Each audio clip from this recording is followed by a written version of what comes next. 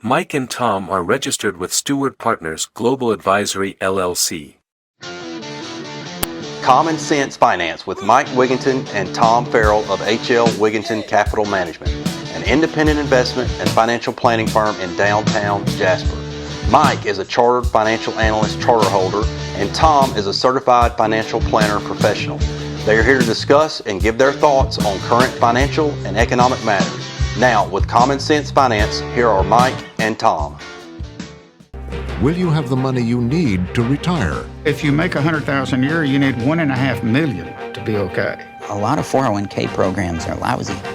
You put up 100% of the capital, you take 100% of the risk, and you get 30% of the return. Correspondent Martin Smith investigates. Make it simple. That's a question that can only be answered on what your risk appetite is. If you don't want, making it simple.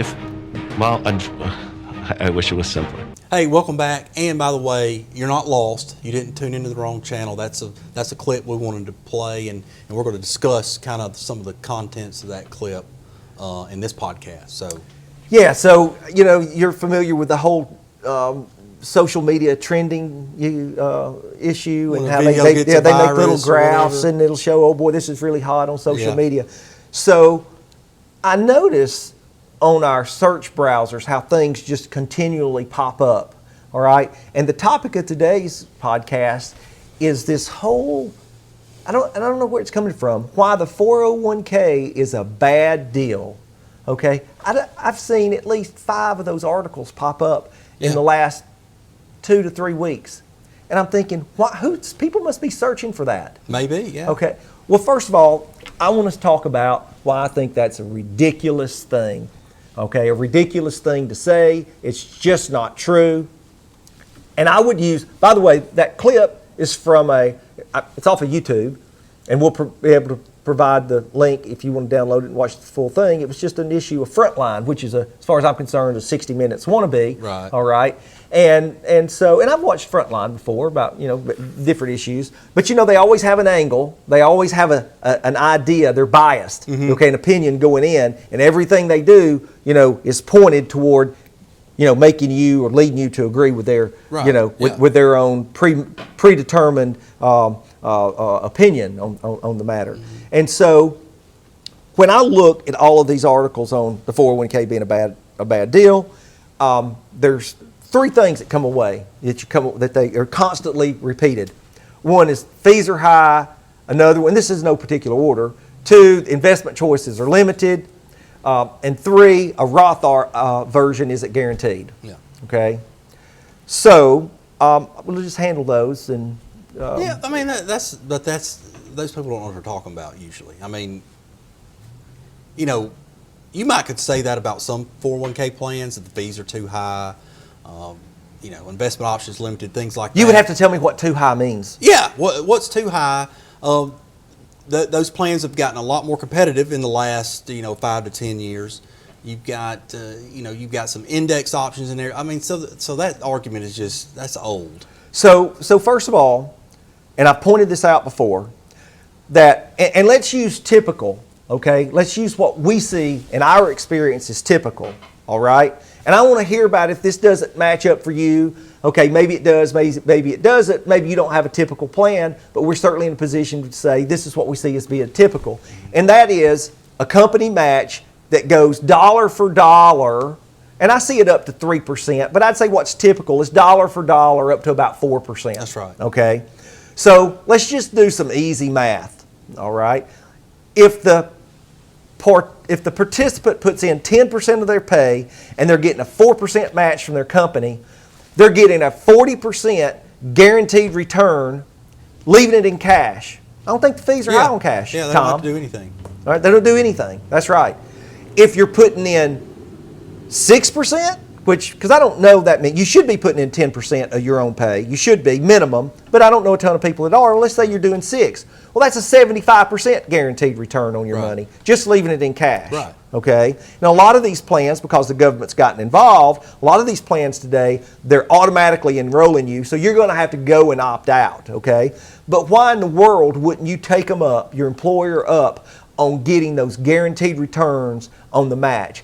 That makes no sense, and none of these little videos, these investigative videos, or none of these articles that you see anywhere, I've never seen that pointed out ever. Yeah. Okay?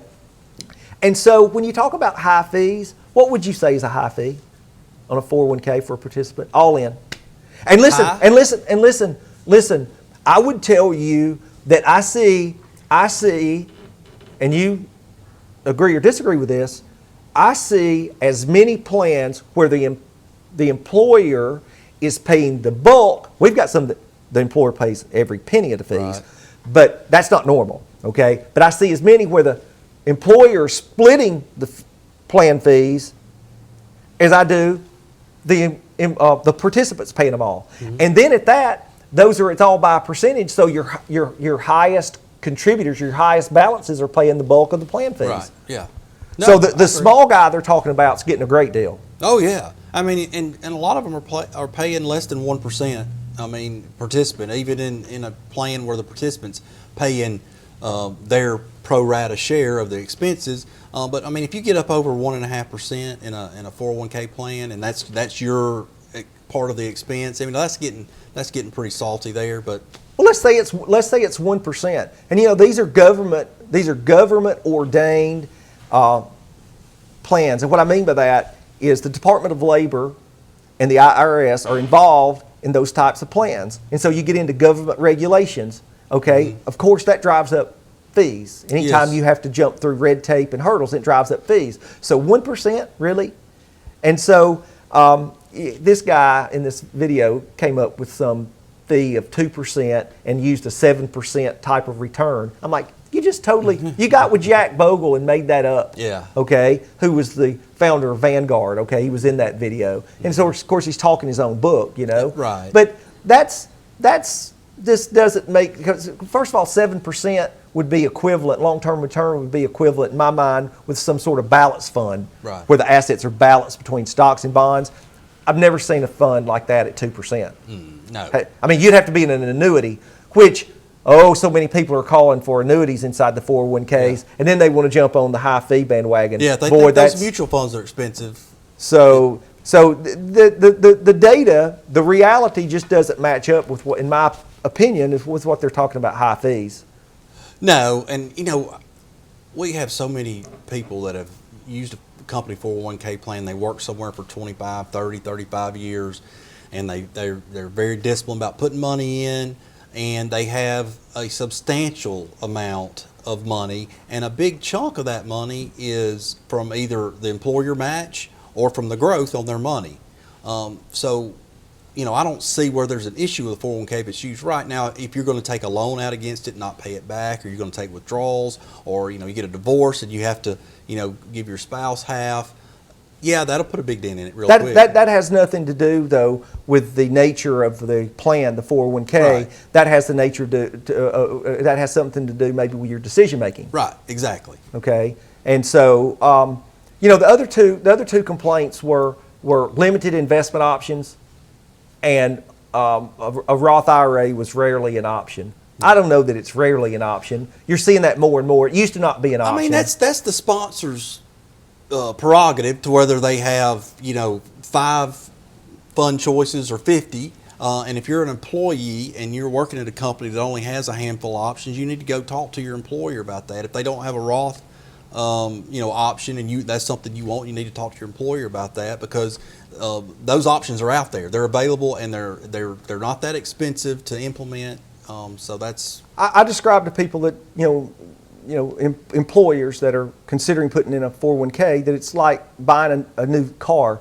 You know, you have all these options. They ask you, do you want roll-up windows or electric windows? Do you want an 8-track or do you want a cassette player? What's an 8-track? You know, do you want sunroof or no sunroof? Okay, and so 401k plans are the same way, whether it's loans, hardship withdrawals, Roth versions, Right. and they can add. You're exactly right. They can add those versions. There's somebody there with on the investment side that helped put that plan into place. Okay, your employer can call those folks and say, hey, we need to add this or that. We need new investment options, and that doesn't make the 401k plan bad. I think the reporting that's done, I think it's horrible. Just to be quite candid with you about it, and it leads a lot of innocent people to believe something that's just not true. Yeah, and that's one of the reasons we want to discuss this, because there's some information floating around that just not right, and it doesn't make sense. And some people that may be where they get the news. They don't know any better. So hopefully we can help them out in that regard. Well, we'll leave it there. Thank you for being here. See you next time.